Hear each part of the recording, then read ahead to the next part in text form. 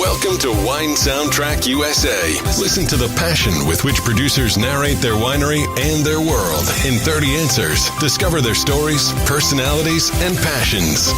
Hello, friends and listeners of Wine Soundtrack. This is Allison Levine, and today I'm sitting in the Dry Creek Valley with Mike Saini of Saini Vineyards.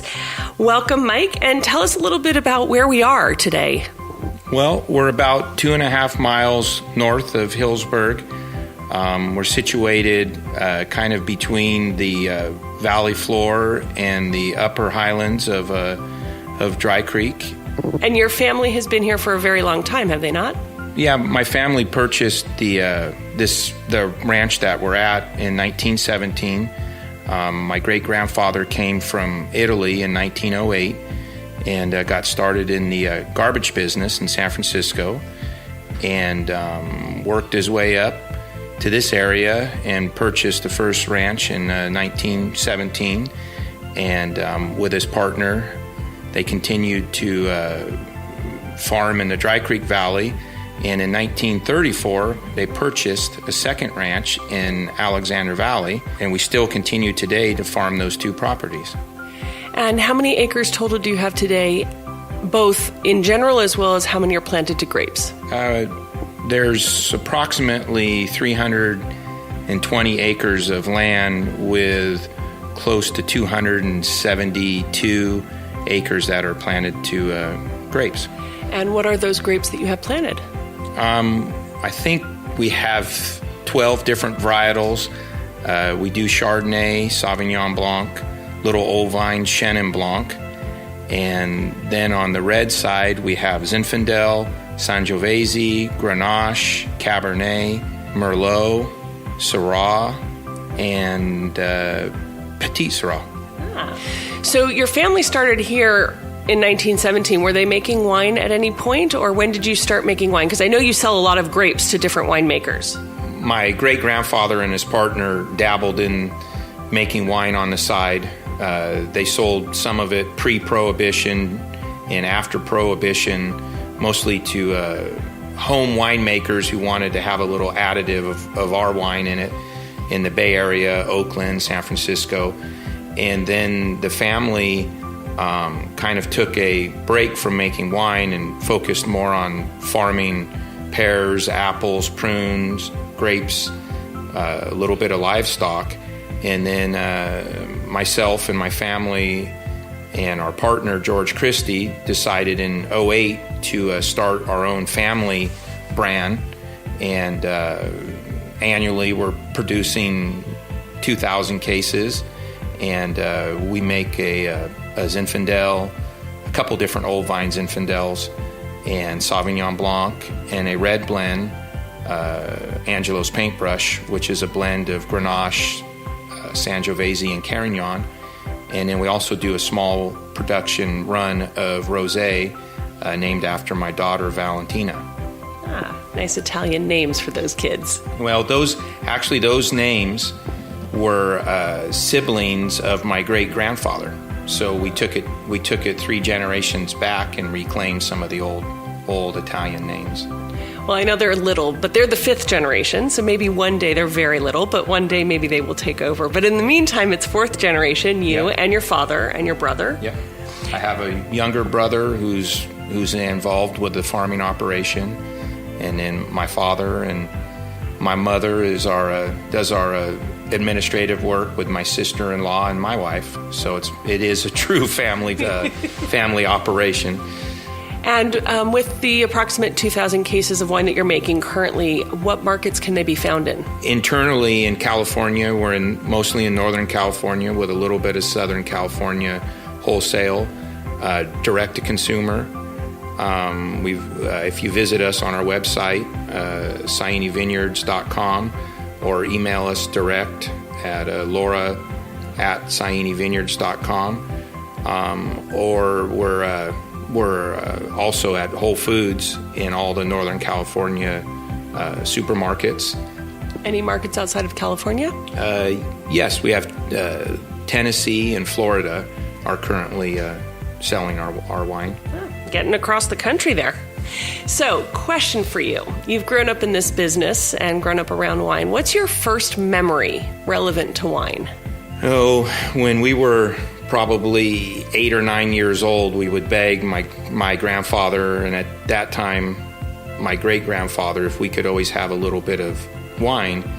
With all the other Italian families that I was friends with, all my friends had all tried wine at a younger age than I had, 5, 6 years old, and it was always just a little couple ounces of wine in a great big glass with the rest water. And so we begged, and one Christmas, we used to have Christmases in my grandparents' basement, and we all got to have a little bit of wine, myself and my brother and my cousin, and so we thought that was the best thing ever.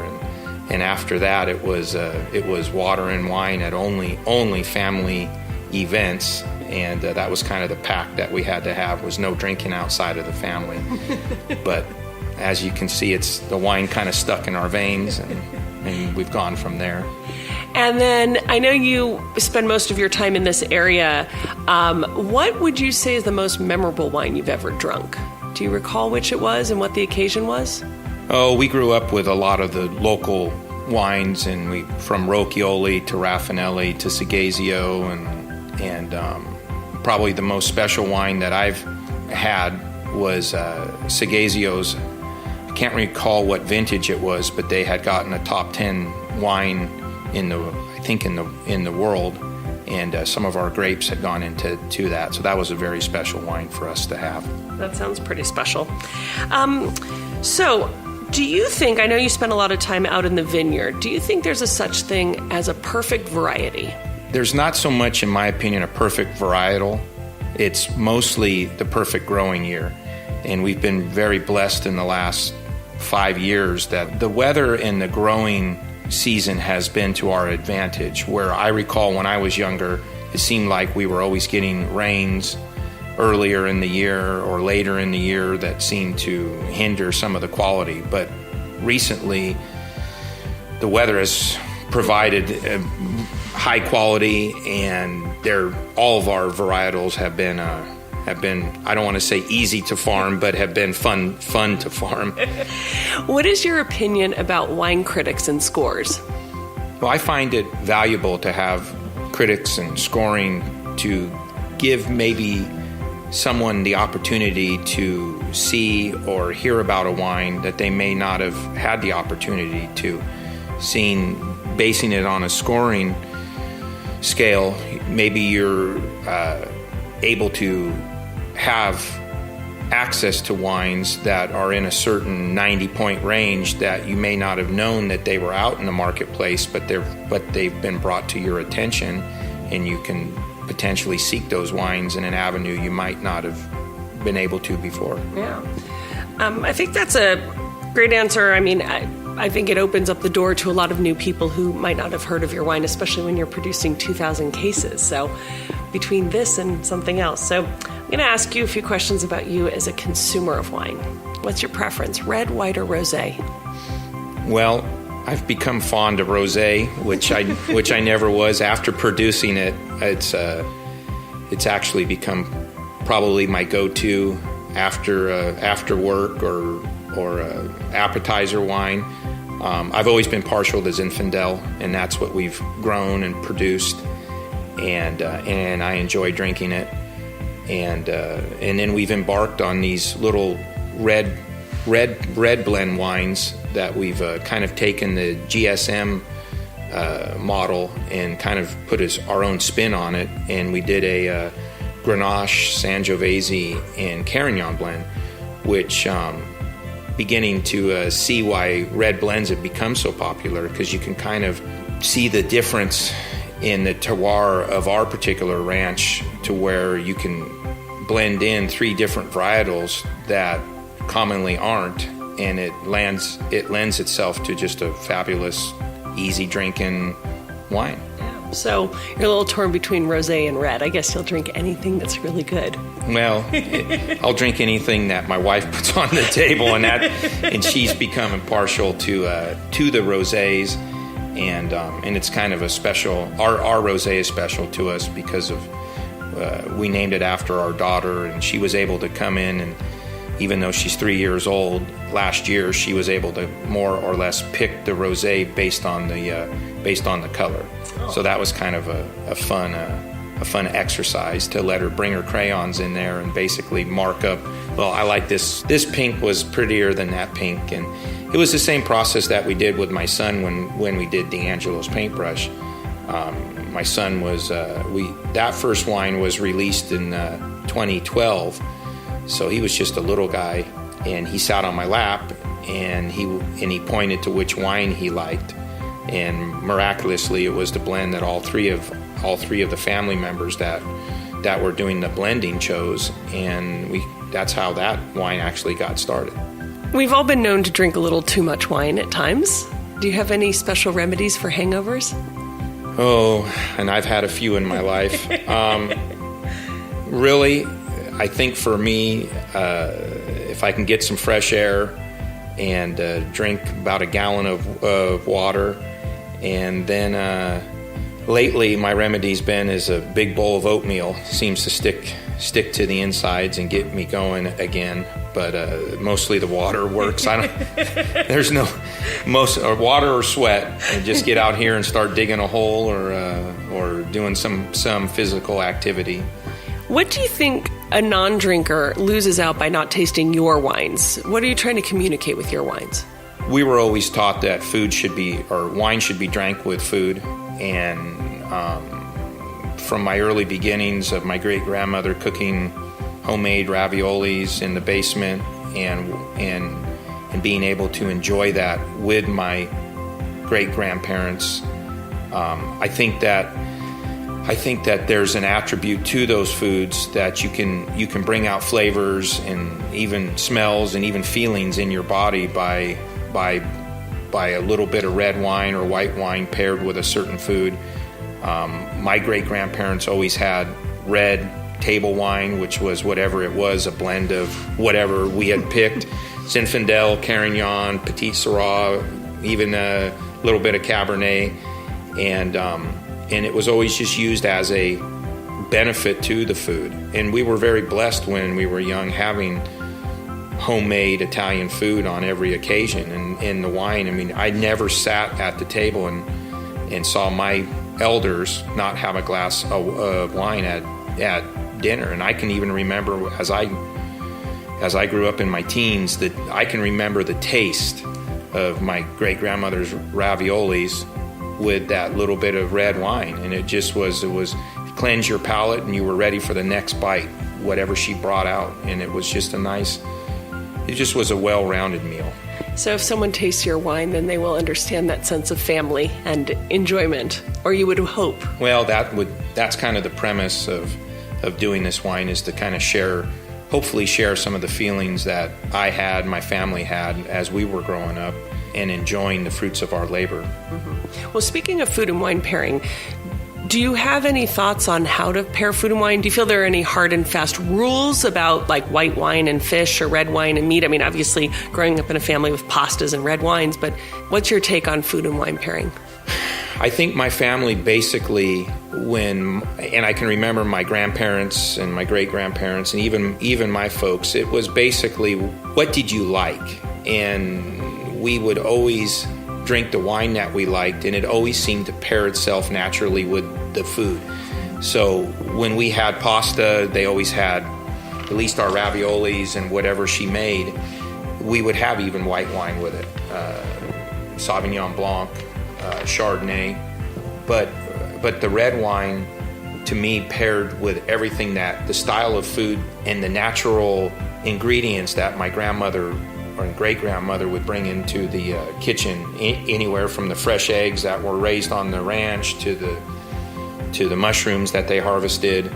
We just couldn't go wrong with any of the red wines. But as I've gotten older, and my wife, who enjoys to cook immensely, we've kind of pinpointed where our wines fit our lifestyle, and hopefully we can share some of that experience where we've got some pizza recipes that were family recipes that I think would do a disservice to them to have a red wine, where we drink predominantly our Sauvignon Blanc with, or even our Rosé.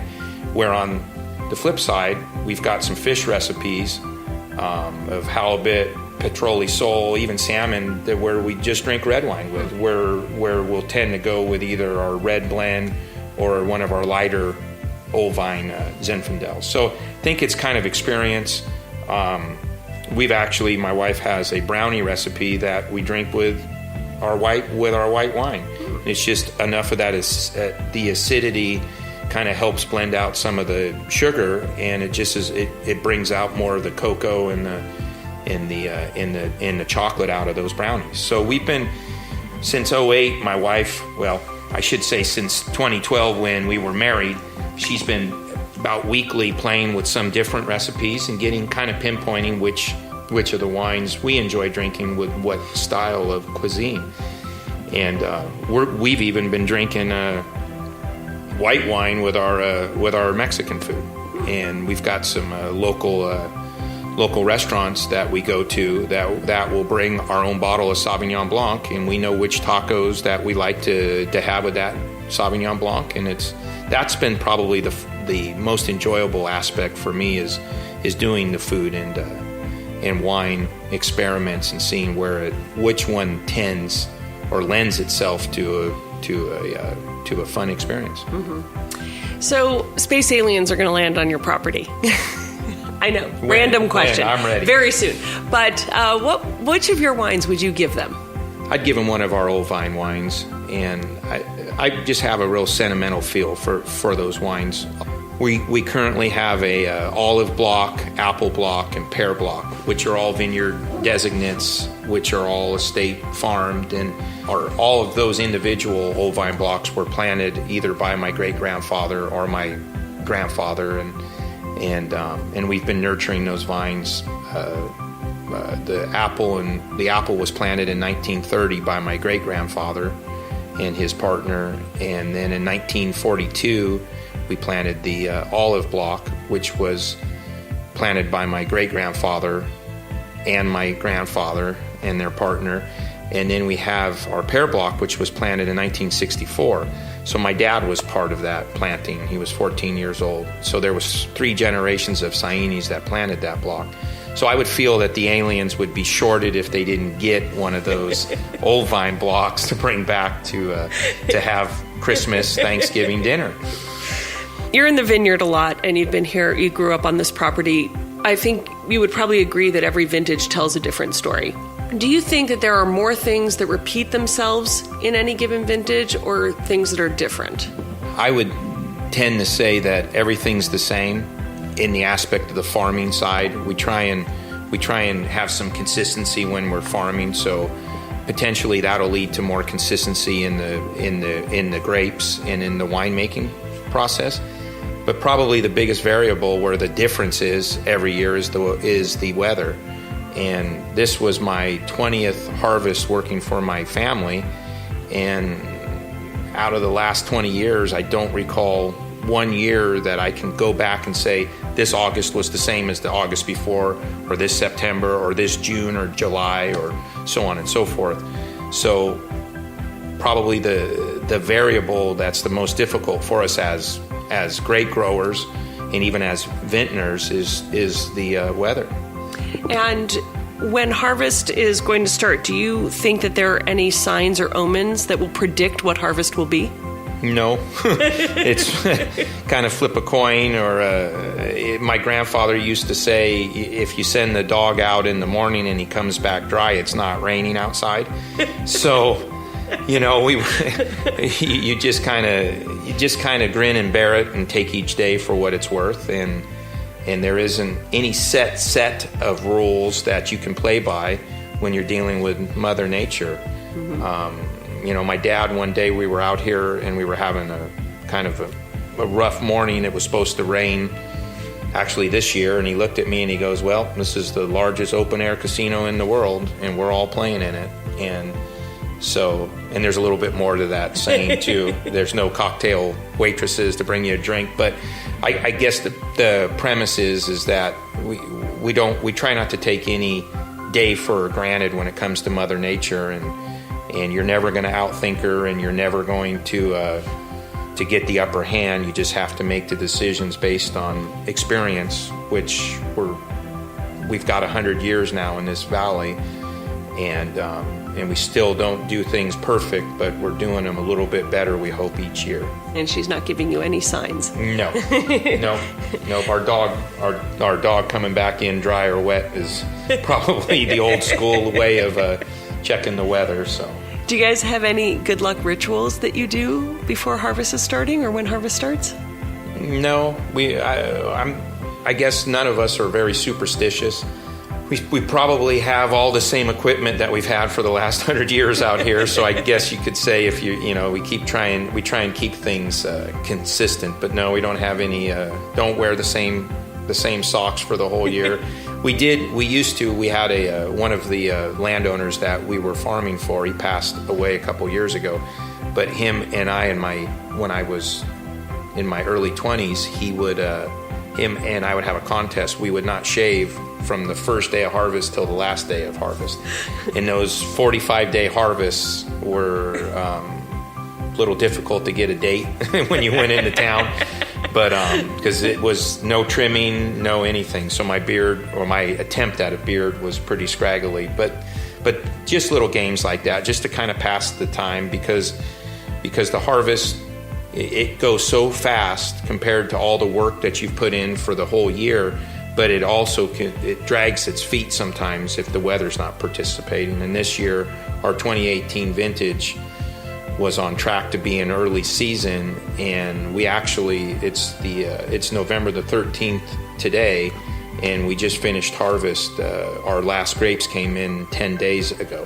Wow. So it was long, and we started the last week of August. So we had almost 50-day harvest, and for us it's traditionally a 40-day harvest, and we're done. So it's a good thing you shaved this year. I didn't do that. Yeah. When you were little, what did you want to be when you grew up? Oh, I wanted to be a firefighter. My grandfather and my dad both did some volunteer work for Geyserville Fire, and I always thought that was what I wanted to do, and then I had an opportunity to come to work with my dad when I was little, 5, 6, 7, 8, ride around in the truck, and then I just was drawn to it. Wanted to be out here every day with my dad and my grandfather and spend time with them, and it's very, very, very, I'm very happy with the career choice I chose because of the time I've spent with my family. I've spent more time with my grandfather and my dad than most people get to spend with, or in one day I spend more time with them than a lot of people spend in a week or two with their family. So it's been a good fit for us. It's the perk of a family business. Yeah, and then we won't go into the non-perks and disadvantages, but yeah, no, it's been a good fit. But I still would like to do a little firefighting. But when you're not working, how do you spend your free time? Well, I have 2 kids that are 3.5 and 5.5, so that's taken up the majority of my time. And they love to be outdoors, and we have my father has a little recreational place up in Mendocino that the kids love to go to, and try and spend as much time there as we can. And just mostly at home. The kids love to be at home outside. They're playing in the dirt, playing with the dogs, and just little stuff like that. There's a benefit when outside your door is your vineyard. So yeah, well, for the kids especially. For me, I sometimes want to see something besides grapevines, but for the kids, I mean, it's so nice. Right now, we've got a little bit of second crop that's left on the vines, and to watch them go out and pick those berries and see the smile on their face, because for them it's pure sugar. They don't know the difference between a M&M and a grapevine or a second crop Zinfandel. So it puts a smile on all of our face to see them enjoy it. Are you a sports fan? A little bit. I got sucked into the fantasy football madhouse. That I have a group of friends from high school that we continue to do fantasy football. I think we're in our 16th or 17th year. So that, and baseball. And I grew up playing a little bit of sports when I was young. So I'm always a little partial to a good basketball or baseball game. So I'm not sure if you get a lot of romantic evenings having two little kids, but for a really romantic evening, what wine would you be enjoying? Well, of our personal wine, I would go to an Old Vine Zin, one of our heavier Old Vine Zins with a nice steak or nice pork chop somewhere at a nice closed captioned restaurant where no kids, very, very quiet. And from other producers, I enjoy a nice big bold Raffinelli Cab or even one of the Segazio Zinfandels, Rocchioli Pinot, just little tiny gems like that just would be wonderful in one of those evenings. What is the best piece of advice you've ever received? My grandfather told me one time out here in the vineyard when we were having one of our rough days, which they seem to be more rough days than fun days when you're out sometimes working. But he told me, make sure that you enjoy what you do, because if you're going to do it for a long time, you've got to be happy. And that's kind of resonated in my mind, that why do something if you're not happy with doing it? And if you're going to do it the best that you can. And so I've just taken that with me and run with it, and hopefully I can instill that into my kids, that if they want to get into the family business, just make sure it's for the right reasons, not the wrong reasons. What is your proudest achievement to date in your work? In my work, it's getting this little wine project going, which has turned out to be more than a project, more of a just part of our lives. It was nice to see our name on a label that I know my great-grandfather and my grandfather would have wanted to see. So just to carry on the tradition and trying to make the best wines off of our estate vineyards. And we're fortunate that we can work with those same vineyards each year, so we're able to get some kind of consistency with those, and letting the, as my grandfather would say, letting the vines do the work. And that's probably what the most enjoyable part. So finish this sentence for me. A table without wine is like? A bad date. You don't want to go on a bad date. You sure don't want to not have any wine on your table when you're eating. And now imagine that there's a famous person from any walk of life, it can be living or dead, is sitting at a table and the paparazzi shoot some photographs, and in the background of that photograph is a bottle of your wine sitting on the table. Who is the person you'd want in that photo drinking your wine? Well, besides myself, I guess, sitting with them. Well, if it was going to be an athlete, I would choose Michael Jordan, because that was my basketball hero. I think it would be pretty fun to have someone like Jimi Hendrix, a picture of Jimi Hendrix drinking our wine. I would be excited if any celebrity was drinking our wine and enjoying it, or for that fact, anybody drinking our wine and enjoying it. But no, I've always been intrigued by the 60s rock music, and anyone that plays guitar to me is a rock star like that. And athletes, especially the athletes from the 80s and 90s that I grew up with, that would be fun to see. What is one winemaking area in the world that you would love to explore? I haven't been out of the United States, so I'd love to go to Italy and in France and kind of see how they do their farming and their winemaking, and kind of see how the other side of the world does things. Mm-hmm. And do you think that we'll be drinking wine in 200 years or 500 years' time? I think so. I think it's stood the test of time, just as beer has and other spirits. And I think that there's a place on everyone's table for wine, and there's a place for beer and other spirits. And I think that it's just become part of our culture to enjoy certain spirits with certain parts of our lives. Mm-hmm. So as we're enjoying those wines, obviously we like to listen to music. So our last little game here for Wine Soundtrack is, tell me what you'd want to be listening to as you're drinking one of your Dry Creek Zinfandels.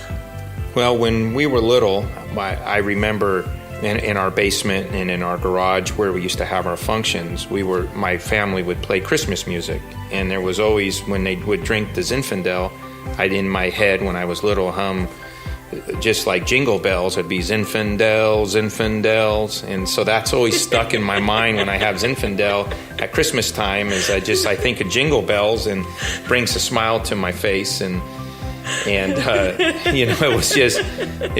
was something. It was a game for us kids to sit there and play while the adults were talking. You know, we would take whatever was on the table. If it was a ham, we'd find a song to sing with the ham, or with wine, or whatever would be there, even the decorations, and just to keep ourselves busy. It was to be seen and not heard was our family motto. So as kids would play those games.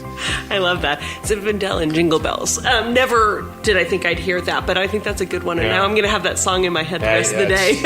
It's going to be in mind through the whole season now. So. Okay, well, let's see if we can get your head off that song just for a second. What about an Alexander Valley Cabernet? Oh, I don't know. I think of something, when I think of, if I was going to choose a song, I'd have to have something with some trumpets and maybe some, like a clarinet or something like that, to where it just is a rock, kind of a high-pitched, not a high-pitched, but more of some trumpets playing, or some classical music with just a little bit of piano, and maybe we could even shift it over and have a steel guitar in there just to bring a little backbone to it. Eclectic music there. Yeah. Kind of blended it all together there. I'm just gonna linger on that Zinfandel Jingle Bell tune. Yep, that's gonna resonate. Well, Mike, thank you for joining us today. And if you could just remind everyone how they can find you, your website, and can they visit you? Currently, we're working on our tasting room, which hopefully is going to be open sometime spring of 2019 in the Dry Creek Valley. You can reach us online or on the internet at sainivineyards.com, SAINI vineyards.com, or you can reach out to my wife at Laura at sainivineyards.com. Once again, Laura, Laura, sainivineyards.com. Well, thank you for joining us, and have a wonderful day. Thank you for having me. Thanks for listening to a new episode of Wine Soundtrack USA. For details and updates, visit our website, winesoundtrack.com.